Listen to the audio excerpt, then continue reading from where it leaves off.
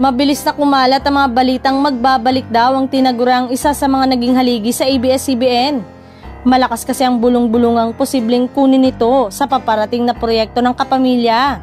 Bagamat wala pang kumpirmasyon nito, kanya-kanya agad ang reaksyon ng mga netizen. May mga nag-alboroto na ibo-boycott daw nila umano ang kapamilya kung mangyayari ito. May mga nag-react din na nagagalit dahil hindi pa rin nakamove on sa pag-alis ng aktres. Eto ang ilang komento ng mga netizen. Kapag bumalik siya sa ABS-CBN at may project kaagad, talagang maraming magagalit. Ang dami-dami niyong talents dyan. Ano kaya ang magiging reaksyon ng ilang host katulad ni Vice? As a solid kapamilya, hindi ako agree dito kung totoo na magbabalak o pabalikin o magbabalik siya. Katulad nga raw ng mga stars na sina Maha Salvador, Billy Crawford, Carla Estrada, umaasa ito na muling makakabalik sa ABS-CBN. Samantalang mukhang may pinaplano uling collab ang mga nabanggit.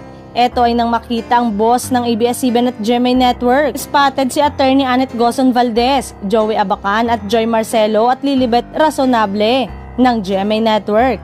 Present sa side ng ABS-CBN si Miss Cory Vidanes, Direk Laurenti Jogi. Kasama rin daw sa pagkikita-kita ng mga nabanggit na mga boss ang mga taga-VAU, Philippines.